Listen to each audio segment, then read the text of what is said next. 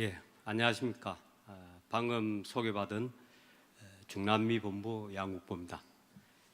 저희 중남미 코트라 중남미 본부는 지금 본부 사무실을 멕시코에 두고 있고 저기 밑으로 아르헨티나까지 해서 지금 현재 13개 무역관, 쿠바까지 포함을 해 13개 무역관을 운영을 하고 있습니다. 그래서 시간상 뭐 나중에 결론을 말씀드릴 수 없을 것 같아서 미리 결론을 말씀드린다면은 지금 전 세계의 제조 기지가 브라질, 멕시코를 중심으로 하는 쪽으로 급격하게 몰리고 있다.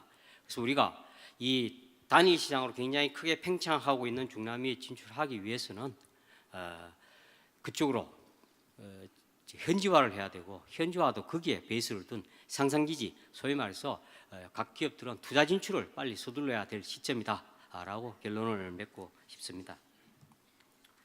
오늘 말씀드릴 내용은 2019년 경제 전망 및 전략적인 가치, 중남미가 어떤 가치가 있느냐, 원래 경제 전망은 어떠냐 하는 거하고, 그다음에 최근의 주요 이슈, 트렌드 부분을 한번 짚어보겠습니다.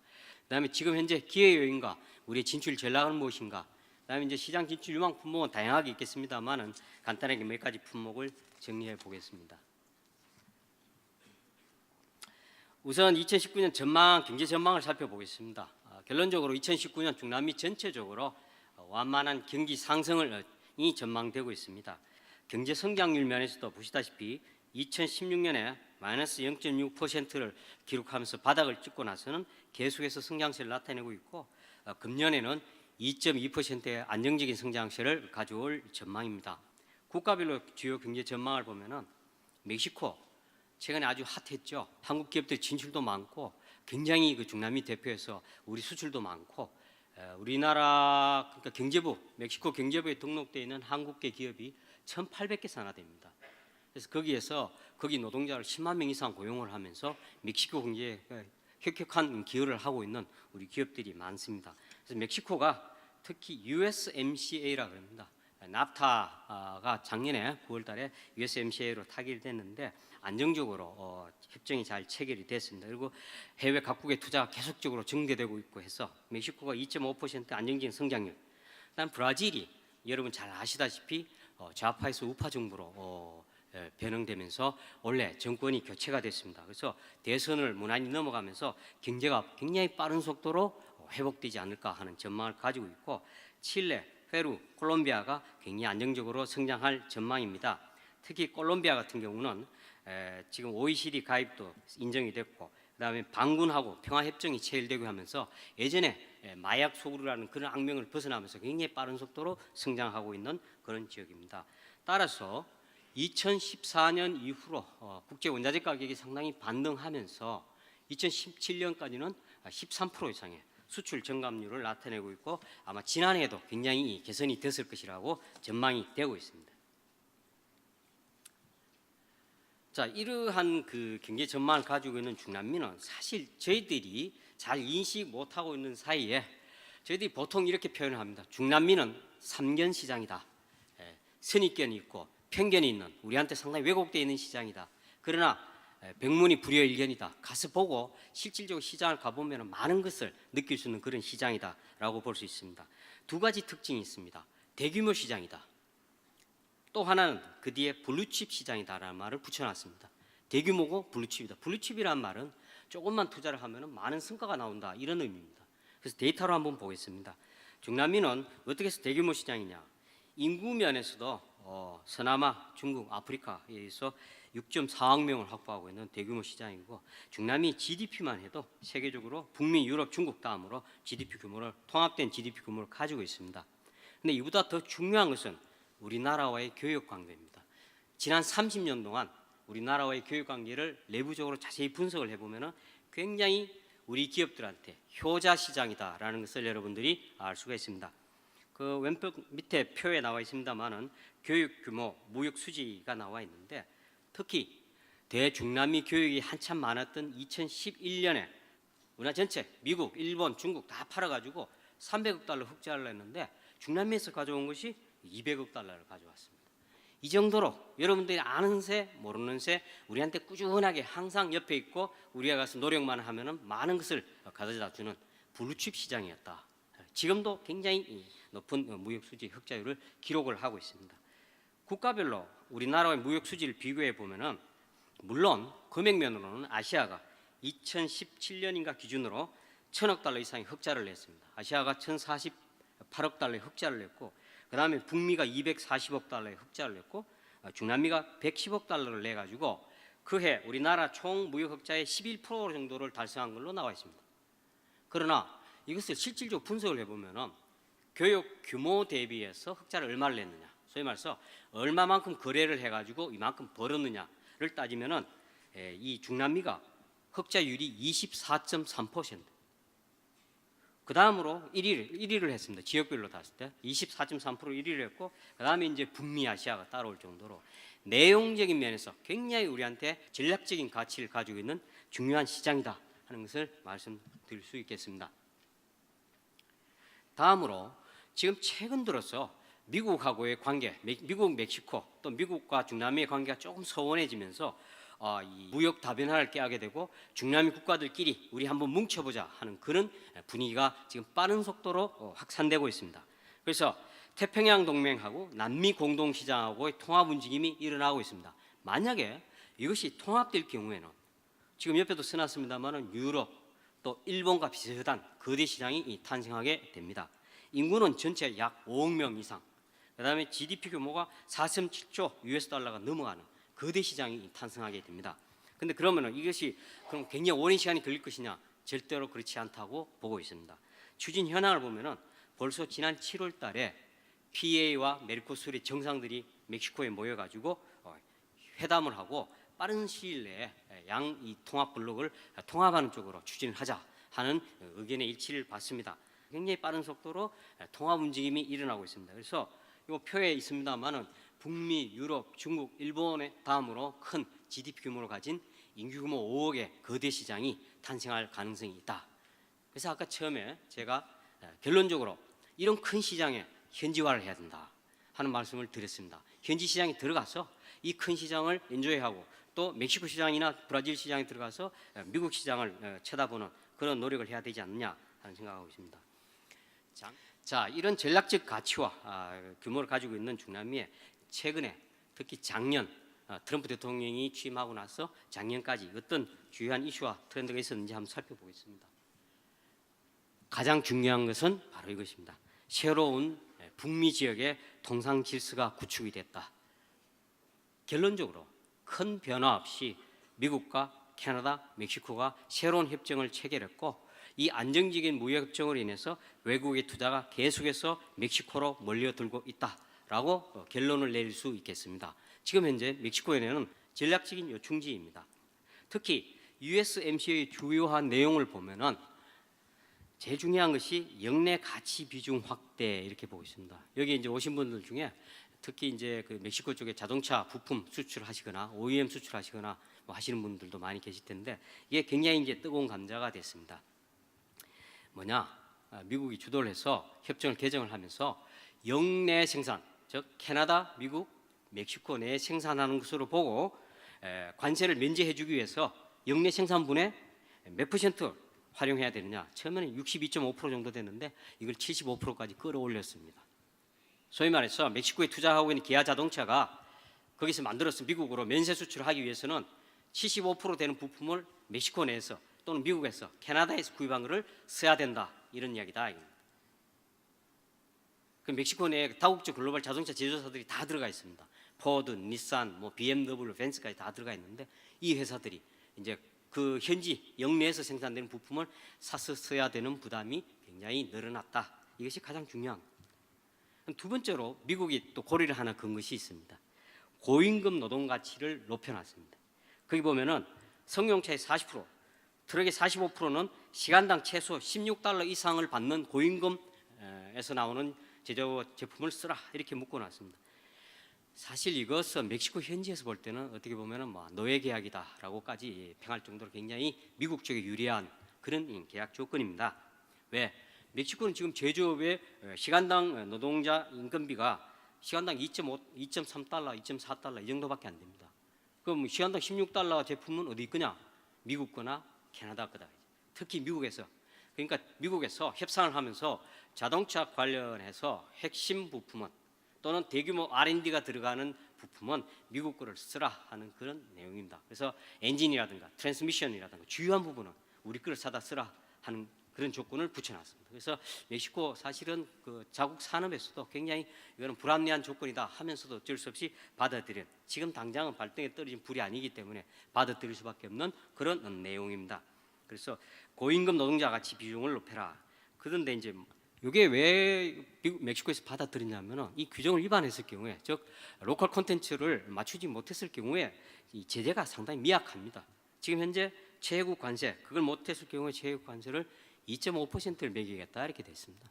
그래서 사실은 멕시코 내 다국적 자동차 회사들이 미국으로 수출할 때 역내 부품을 못 맞추더라도 또는 고임금 제품을 못 맞추더라도 사실 차량 비용은 기아 자동차에서 생산되는 포르테 정도 봤을 때 미국 수출 가격이 지금 현재로서는 뭐 내부적으로 한 30만 원 정도 더 인상되는 효과, 관세를 내더라도 밖에 없지 않겠느냐 하는 생각을 가지고 있는데, 이것은 미국이 칼자루를 잡고 있기 때문에 언제든지 이 최후 관세를 대폭 올릴 수도 있고 25%까지 올릴 수도 있고 하기 때문에 자체적으로 빨리 로컬 콘텐츠를 강화하자라는 쪽으로 노력하고 있고, 지금 현재 여러분들이 만약에 멕시코 쪽에 자동차 부품이나 이런 걸 수출하고 있는 기업이 계시다면은 작년에 상담해 보니까 다국적 기업에서 멕시코 내 생산 라인이 있느냐 없느냐부터 먼저 묻습니다.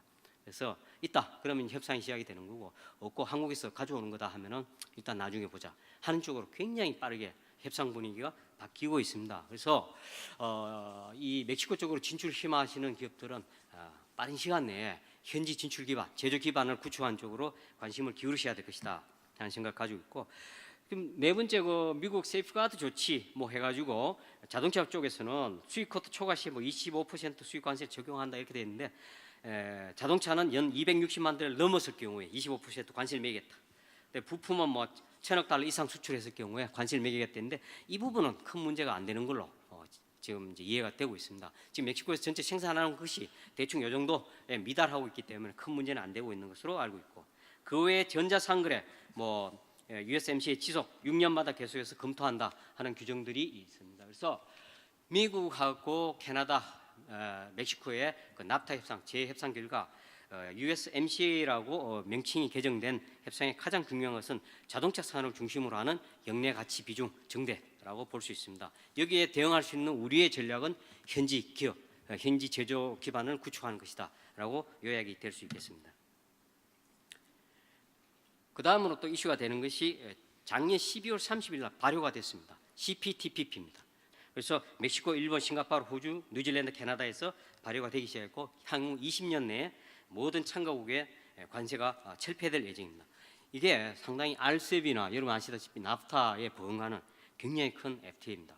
그리고 저희들이 볼 때는 미국도 조만간에 CPTPP에 가입하지 않겠느냐 하는 생각이 듭니다. 그럴 경우에는 거의 뭐 RCEP나 납타보다도 더 규모가 큰 그런 대규모 경제 동맹이 될 것이고, 여기에 또 하나 우리가 왜 멕시코나 이런 데 빨리 진출을 해야 되는가, 이 역내로 빨리 들어가 줘야 된다 하는 그런 필요성이 있다. 그 다음에 요새 또 중남미가 뜨거운 것이 또 하나가 있습니다. 정치 지형도가 왔다 갔다 하고 있습니다. 굉장히 빠른 속도로.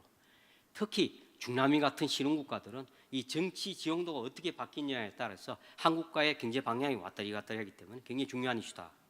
자, 칠레, 페루, 쿠바, 파라과이, 베네수엘라, 콜롬비아까지 이렇게 우파가 좌파가 되고 좌파가 우파가 되고, 그동안에는 사실 핑크타이드가 블루타이드로 우파로 많이 왔습니다.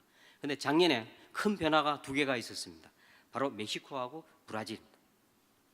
그동안 우파로 쭉 가던 멕시코가 갑자기 7월 대선에서 민족주의 좌파 성향인 마누엘 오브라도르, 암노라 그러죠, 대통령이 당선이 됐고, 반대로 브라질은 여러분 잘 아시다시피 룰라 대통령으로 표현되는 좌파가 그동안 꾸준히 정권을 유지하고 있다가 지난 10월 대선에서 뒤집어졌습니다. 보수나로로 대표되는 소위 말해서 브라질의 트럼프다라고 표현되는 보수나로가 당선됐고, 취임을 하면서 이 친미, 친기업 정책으로 급격하게 라인이 바뀌어가고 있습니다. 그래서 앞으로 브라질 시장이 그동안 굉장히 어려움을 겪어왔는데 여러분들한테 굉장히 빠른 속도로 다가올 가능성이 있다. 그 대신에 멕시코 시장, 아까 여러분한테 말씀을 드렸습니다. 많은 세계 기업들이 멕시코로 몰려들고 있고 우리 기업들도 거기에 뭐 1,800개 산하 가동이 되고 있고 미국의 생산 기지로 되고 있는데 최근에 상당히 어려움을 겪고 있습니다. 멕시코가 지나친 미국 의존에서 탈피하면서 성장보다는 분배에 포커스를 맞추는 전략을 추진해 나가기 시작을 했다.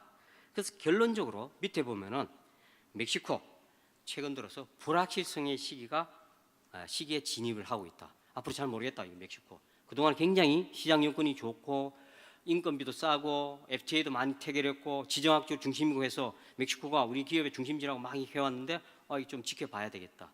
그래서 올 상반기까지는 좀 관망해 볼 필요가 있지 않겠냐 하는 조심스러운 전망을 내놓게 됐습니다.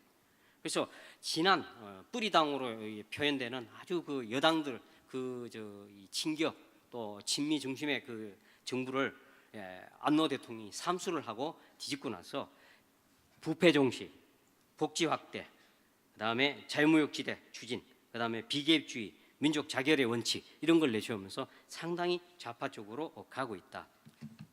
특히 사실은 그 멕시코 전 정부가 굉장히 빠른 속도로 추진하던 프로젝트가 있었습니다. 신공항 프로젝트라고 돈이 어마어마하게 드는 프로젝트가 한 3분의 1 정도 진행이 됐는데 안노 대통령이 당선되고 나서 당선자 신문에서 투표를 해가지고 국민 투표를 해가지고 이것을 취소시켜 버렸습니다. 소위 말해서 국제 투자가로부터 신뢰성에 굉장히 타격을 입었는데 이 근거는 뭐냐하면은 부정부패 원상이 된 것을 빨리 뿌리를 뽑겠다, 발본시건하겠다 하는 쪽으로 취소를 시켜버렸습니다. 그래서 여기에도 표현이 있습니다만은 신공항 건설 한 3분의 1쯤 막 투자가 된 그 공항 건설을 취소해버리면서부터 전체 공사가 에 대한 투자가의 신뢰다, 국제적인 신뢰도가 하락을 하고 또 피치라는 기관에서 장기 신용 등급을 안정적인 데서 부정적으로 평가하는 그런 해프닝이 한번 있었습니다. 그래서 앞으로 멕시코는 최소한 한 상반기 정도는 두고 볼 필요가 있지 않느냐. 또 하나의 이슈 트렌드입니다. G2의 무역 분쟁. 미국과 중국이 분쟁을 하면서 브라질, 멕시코가 굉장히 시장성이 좋아졌습니다. 어부지리를 누렸다는 거고요. 특히 중국의 대브라질 진출이 굉장히 활발하게 늘어났습니다. 중국은 브라질에 난민 투자의 55% 이상을 투자를 하면서 작년 재작년에 110억 달러를 투자를 했습니다. 그래서 브라질이 작년부터 경기가 굉장히 회복되는 그런 기미를 제공을 했고 미중 무역 분쟁이 계속되면 중국이 브라질에 대한 접근이 더욱더 빨라질 것이다. 그리고 그 외뿐만 아니고 멕시코에 대한 진출도 굉장히 빨라지고 있습니다. 그 대표적인 사례로 중국으로 대두 콩 수출이 굉장히 증가해서 2018년 작년에 브라질의 수출이 7년 만에 최대치를 달성하는 그런 빠른 경제 회복에 미중 무역 분쟁이 기여를 했습니다. 멕시코도 마찬가지입니다. 멕시코도 미중 무역 분쟁에 있어서 굉장히 어부지리를 본 케이스입니다. 여러 가지 농산물 수출이 미국에서 중국으로 가는 농산물 수출이 굉장히 관세가 부과되고 하면서 멕시코의 농산물이 대거 중국으로 수출됐고 또 미국으로도 중국에서 들어가는 제품의 상당 부분 뭐 전자기기, 가구, 조명, 장난감, 뭐 플라스틱 제품 이런 것들을 미국에서 중국에서 많이 공급을 받아가는데 그런 것을 멕시코에서 공급하는 그런 어부지리를 누리는 일이 있었습니다. 그래서 최근 들어서 일본계 기업을 중심으로 중국에서 생산해서 미국에 공급하는 기업들이 생산 기지를 멕시코로 굉장히 빠르게 옮기는 그런 일들이 있었습니다. 또 하나 여러분 뭐 잘 아시죠? 외환시장. 작년에 중남미 외환시장이 상당히 불안했습니다. 그러나 결론적으로 말씀드려서 아르헨티나에서 촉발된 외환위기 상황은 아르헨티나가 중남미 전체에서 차지하는 경제적인 비중이 그렇게 크지 않기 때문에 인근국가로 전이될 가능성은 낮다. 그러나 여기 써놨습니다. 아르헨티나 비중이 크지 않아서 다른 중남미 국가로 전이될 가능성은 낮지만은 여러분 잘 아시다시피 중남미의 특성상 외환위기에 대한 관리는 꾸준하게 해줘야 된다. 특히 무역 거래를 하실 때 가급적이면 달러 베이스로 가시고 특히 뭐 여기에는 포함이 안 되어 있습니다만 무역 거래를 할 때 중남미 특징이 대부분 TT 거래를 하자 뭐 이렇게 나옵니다. LC 거래라든가 이런 거는 잘 안 하고 그네들 관성이 그렇기 때문에 그래서 이 경우에도 여러분들이 여기 지금 무역보험공사를 가시면 TT 거래에 대한 어떤 무역보험도 다 서비스가 있습니다. 그래서 그런 걸 잘 활용하셔가지고 중남미 거래를 하실 때 활용하시면 좋겠습니다. 자, 기회 요인은 이렇습니다. 지금 중남미하고 한국하고 굉장히 FTA가 활발하게 진행이 되고 있습니다. 여러분 아시다시피 칠레, 페루, 콜롬비아, 중미 이쪽엔 이미 FTA가 활용돼 있고 특히 중미 5개국하고 FTA는 작년에 서명이 돼가지고 올해 발효가 될 예정입니다. 중미 지역은 무주공산입니다. 일본도 거기에 진출이 굉장히 조용하고 중국도 굉장히 조용합니다. 특히 우리가 이미 FTA를 서명했기 때문에 FTA가 발효가 된다면 굉장히 좋은 여건을 누릴 수 있는데 여러분들이 많이 활용을 하셔야 될 것 같습니다. 다음 태평양 동맹하고 남미 공동시장은 지금 이제 협상이 시작이 됐죠.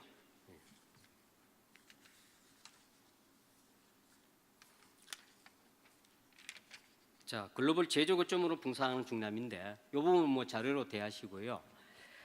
요 이야기를 좀 더 해드리겠습니다. 지금 여러분들 우리가 국내 기업들 해외 진출을 많이 하고 또 특히 중국 그 이후로 브라질 쪽으로 집중이 되고 있는데 사실은 서유럽, 유럽이나 미국 쪽의 어떤 다국적 기업들은 멕시코를 아주 그 글로벌 생산 기지로 활용을 많이 하고 있습니다. 멕시코의 경우는 미국과 지리적으로 인접해 있고 또 제조업 임금 경쟁이 지금 현재 중국보다도 제조업 기본 임금비가 쌉니다. 그 다음에 중남미 최대 수출국으로 굉장히 다양하게 무역 활동을 하고 있는 상황입니다. 특히 미국하고 3,000km 이상의 국경을 공유하고 있고 아까도 말씀드렸습니다만 북미, 남미, 대서양, 태평양을 연결할 수 있는 지정학적인 요충지 하고 있어서 굉장히 중요한 지역으로 각광을 받고 있습니다. 수출 전체적으로 수출액은 작년에 17년에 4,090억 달러를 달성해서 세계 13위 수출국인데 미중 아까 말씀드린 대로 미중 무역 분쟁이 계속되면서 멕시코로 생산 거점을 옮기는 다국적 기업들이 굉장히 늘어나고 있고 또 USMCA 자동차 및 부품 부분에 있어서 역내 가치 비중이 확대되면서 역내 생산분이 늘어나면서 멕시코 내 생산 기지가 기반이 굉장히 확충되는 그런 효과를 가지고 있습니다. 그다음에 그동안에 상당히 좀 부진했었는데 브라질입니다. 신흥시장으로 급격하게 떠오르기 시작했습니다. 보수나라가 대권을 잡고 친미 또 개방경제, 친기업 정책을 쓰면서 굉장히 빠른 속도로 성장하고 있습니다. 그래서 원래 중남미의 큰 포인트는 브라질 시장을 유의해서 봐야 되지 않는가 하는 그런 생각입니다. 특히 브라질은 남미 최대 경제 대국이고 또 최근 들어 더 친시장적인 그런 아주 경제 정책을 확대해 나가고 있고 특히 보수나로 정부가 대선을 통해서 정권을 잡으면서 법인세를 34%에서 15%까지 대폭 인하하고 외국 투자를 유치해서 적극적으로 나서고 있는 그런 아주 친서방적인 정책을 쓰고 있습니다. 그래서 앞으로 굉장히 관심을 가져야 될 부분이 아닌가 이런 생각을 가지고 있고 여러분 잘 아시다시피 브라질은 우리와 거의 비슷한 탄탄한 제조 기반을 가지고 있고 대외 경제 굉장히 확대해 나가고 있는 상황입니다. 조금 더 강조를 하자면은 브라질은 최근에 이렇게 정리가 되겠습니다. 노동자에서 기업 위주로 또 시장 개방을 통한 경제 성장을 주 모토로 놓고 굉장히 빠르게 경제 성장 드라이브 정책을 끌고 가고 있다. 그래서 앞으로 계속해서 유의해서 좀 봐야 될 상황이다. 그다음 여러분 그 전체적인 트렌드에서 하나 더 좀 크게 우리나라 쪽에서 간과하고 있는 부분 중미 시장입니다. 아까도 말씀드렸습니다만 2018년 2월달에 중미 시장하고 FTA 서명을 했습니다. 그래서 원래 아마 발효될 가능성이 높은데 과테말라, 온두라스, 엘살바도르, 니카라과, 코스타리카 국가는 들어보면 조그맣조그맣 나라지만 이걸 다 합쳐놓으면 중미 지역에서 8번째 이상 가는 큰 시장 규모가 됩니다. 특히 FTA를 통해서 이쪽 나라에서 한국하고 거래를 하고자 하는 이 기대가 굉장히 크기 때문에 여러분들이 관심을 가질 필요가 있고 이 중미 통합 경제 체제 안에 한국 관련 현안은 우리나라가 거기 이쪽에 오른쪽에 보면은 중미 경제 통합 은행에 여기 회원국으로 가입을 하면서 자본금을 투자를 해서 지분율을 확보를 했습니다. 이 자본금을 활용을 해서 굉장히 지금 이쪽 지역에 SOC라든가 이런 것이 낙후되어 있는데 우리 플랜트 프로젝트 하는 쪽에서 굉장히 좋은 기회를 발굴할 수 있다. 그래서 여러분들이 이쪽에 좀 관심을 가졌으면 좋겠습니다. 나머지 부분은 이렇습니다. 중남미에 대한 활발히 일어나는 한류입니다. 중국산 짝퉁 브랜드인 무무소라는 브랜드가 중미 전역을 상대로 한국 제품인 것처럼 한류를 활용해서 굉장히 소비재 제품 중심으로 시장을 확대해 나가고 있습니다. 이런 것을 봤을 때도 소비재 시장도 앞으로 한류를 활용해서 중남미 시장에 진출할 여력이 굉장히 크다 하는 것을 볼 수 있겠고 중산층이 또 굉장히 빠른 속도로 증가를 하고 있습니다. 월드뱅크나 IDB에서 발표한 자료를 보면은 2030년 가면은 중남미 인구의 50% 이상이 중산층이 될 거다. 거의 3억 5천만 명 이상의 중산층 소비자 시장이 개설될 시장 예정입니다. 그래서 품질 위주로 또 고급 소비재 수요, 미용 헬스케어 제품, 또 전자상거래 쪽으로 굉장히 시장이 확대돼 갈 전망입니다.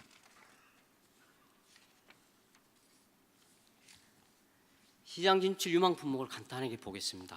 아까도 뭐 멕시코 시장을 중심으로 자동차 부품 말씀을 많이 드렸는데 지금 뭐 한국에 굉장히 어려움에 처해 있는 자동차 부품이 탈출할 수 있는 탈출구는 중남미가 아니냐 이렇게 보고 있습니다. 최근 들어서 멕시코, 아르헨티나, 브라질 지금 표에 아르헨티나, 브라질이 위치가 바뀌었습니다. 완성차 생산량에서 표가 바뀌어서 브라질이 269만 대, 아르헨티나가 47만 대인데 멕시코, 브라질, 아르헨티나 합쳐서 굉장히 빠른 속도 증가하고 있고 특히 멕시코는 2020년까지 우리나라를 증가하는 연간 생산량 450만 대를 돌파할 예정입니다. 그래서 자동차 부품 또 한국 자동차도 많이 생산되고 있기 때문에 AS 부품 수요가 굉장히 빠른 속도로 늘어나고 있고 어려움에 처해 있는 우리 한국 자동차 부품 산업이 탈출할 곳이 중남미가 아닌가 이렇게 보고 있습니다. 말씀드린 대로 멕시코 같은 경우는 우리 자동차 부품 산업 진출하기 위해서 지정학적인 강점이 있고 또 무역 개방이 돼 있고 임금 수준이 굉장히 좋고 중국보다 지금 우수한 임금 수준을 가지고 있고 저렴한 에너지 비용에 미국, 캐나다하고 연결되는 글로벌 가치 사슬에 편입이 되어 있습니다. 그래서 지금 현재도 많은 기업들이 기아 자동차가 나가 있는 몬테레이 중심으로 나가 있습니다만 앞으로 더 많은 부품 제조사들이 진출할 수 있는 여력이 있지 않나 이런 생각이 듭니다. 그와 마찬가지로 브라질도 지금 우리 쪽에서 자동차 부품의 출구를 멕시코, 브라질 쪽에 글로벌 다국적 기업을 대상으로 시장 개척을 하는 것이 굉장히 필요하다 이렇게 보여집니다.